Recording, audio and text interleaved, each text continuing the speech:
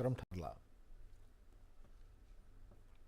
आषाढी वारीच्या पार्श्वभूमीवरती राज्यातील नागरिक आणि लोकप्रतिनिधींना छत्रपती शिवाजी महाराजस्व समाधान शिबिर अभियानामध्ये अधिक व्यापक सहभाग घेता यावा यासाठी महसूल मंत्री चंद्रशेखर बावनकुळे यांनी अभियानाच्या आयोजनासाठीचा कालावधी 22 जुलै ते 2 ऑगस्ट 2026 पर्यंत वाढवायचा निर्णय घेतलाय।